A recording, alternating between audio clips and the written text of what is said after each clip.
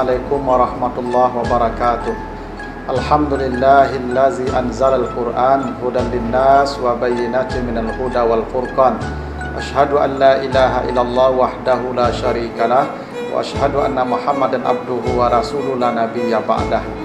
Para pemirsa Mutiara Amal yang dimuliakan oleh Allah, dalam surah Al-Baqarah mulai ayat 183 sampai 187, Allah Subhanahu wa Ta'ala menjelaskan tentang rincian tata aturan ibadah puasa, mulai dari hukum puasa, siapa yang wajib puasa, bagaimana sejarah puasa, apa tujuan puasa, berapa lama puasa, kapan mulai puasa, kapan mulai berbuka, siapa yang boleh tidak berpuasa, apa kewajibannya yang tidak berpuasa itu, apa yang boleh di malam hari, apa yang tidak boleh di siang hari, dan itu lengkap dibicarakan Allah dalam surah Al-Baqarah mulai 183 sampai 187.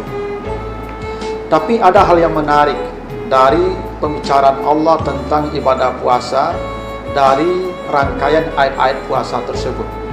Ada 4 pembicaraan yang Allah selipkan di tengah pembicaraan puasa yang sepertinya tidak ada korelasinya dengan puasa. Tetapi kalau kita cermati, ternyata dia punya pesan yang sangat dalam. Kenapa keempat hal itu disebutkan oleh Allah, yang memberi isyarat bahwa ada 4 ibadah spesial yang mesti dijaga dan dimanfaatkan oleh manusia sebaik-baiknya. Mari kita lihat apa keempat ibadah itu. Pertama, di ayat 184.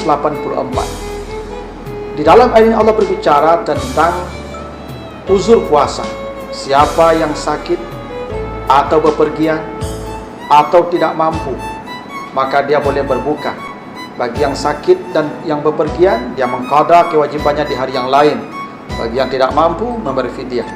Tapi di tengah-tengah ayat itu Allah menyelipkan satu kalimat yang bunyinya faman tatawwa'a khairan fahuwa khairullah. Siapa yang melakukan amal tatawu dengan khair, maka itulah yang terbaik. Disambung lagi kemudian, kalau kamu berpuasa ketika sakit atau safar, itu jauh lebih baik. Kenapa Allah kaitkan, Allah selipkan pembicaraan tentang tatawu khair? Apa itu tatawu khair? Tatawu khair itu artinya melakukan ibadah sunat dalam bentuk materi. Karena khair dalam Al-Quran itu dipakai untuk menyebut harta. Sebagaimana kata Allah, innahu lihubbil khairi lasyadid. Manusia sangat cintanya kepada harta, kepada uang. Kenapa Allah mengatakan siapa yang melakukan tatawu khair itu lebih baik dalam berpuasa? Itu memberi isyarat bahwa salah satu amal spesial di bulan Ramadan adalah berbagi materi, membagi uang, bersedekah, atau membagi makanan kepada orang yang berpuasa. Itulah kenapa Nabi mengatakan bahwa sedekah yang paling baik, afdalus sadaqatu fi Ramadan. Sebaik-baik sedekah adalah sedekah yang diberikan di bulan Ramadan. Bahkan ada hadis Nabi mengatakan, man fattara sa'iman falahu mislu ajri sha'im la yanqusu min ajrihi syai'un. Bagi siapa yang memberi perbukaan kepada orang yang berpuasa, memberi perbukaan kepada orang puasa itu, kata Nabi, dia diberikan pahala setara dengan pahala orang yang berpuasa tanpa dikurangi. Bagaimana pahala orang yang berpuasa? Kata Nabi, man shama yauman fi sabilillah ba'adallahu wajhahu 'anil nar sab'ina kharifah. Siapa yang berpuasa sehari saja di jalan Allah, Allah akan jauhkan wajahnya dari api neraka sejauh 70 tahun perjalanan. Yang kedua, di ayat 185.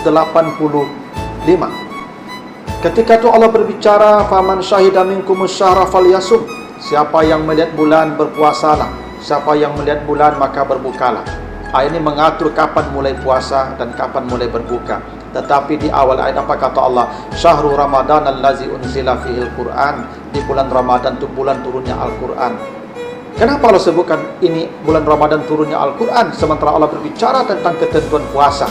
Ada isyarat dari Allah bahwa selama di bulan Ramadan itu, selama seseorang berpuasa, ada amal spesial, yaitu memperbanyak membaca Al-Quran. Karena memang membaca Al-Quran di bulan Ramadan nilainya spesial, nilainya istimewa. Dan itulah kenapa diisyaratkan Allah ketika bicara tentang ketentuan puasa, Allah selipkan tentang pembicaraan di bulan Ramadan itu bulan turunnya Al-Quran.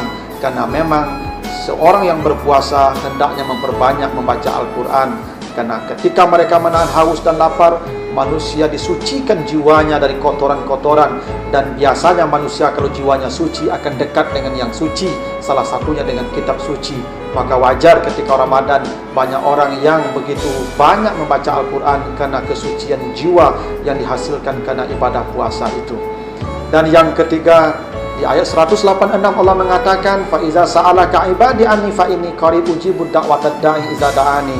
Kenapa Allah bicara tentang doa di tengah ayat puasa? Memberi isyarat bahwa selama manusia berpuasa, perbanyaklah berdoa. Karena ketika manusia menahan haus dan lapar, dia begitu dekat dengan Allah. Dan karena itu doanya yang mustajab. Salah satu doa yang diijabah oleh Allah, kata Nabi, dari 3 doa yang diijabah adalah orang yang berpuasa sampai waktu berbuka. Dan yang terakhir di ayat 187 kata Allah, wala tubashiruhunna wa antum akifuna fil masajid. Perbanyaklah i'tikaf, berdiam di masjid. Setiap kita masuk masjid, niatlah i'tikaf, karena ibadah berada di masjid selama Ramadan itu adalah ibadah yang istimewa di sisi Allah.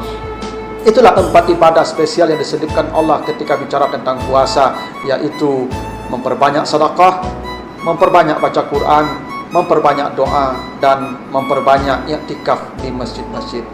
Semoga ada manfaatnya. Lebih kurang mohon maaf. Wassalamualaikum warahmatullahi wabarakatuh.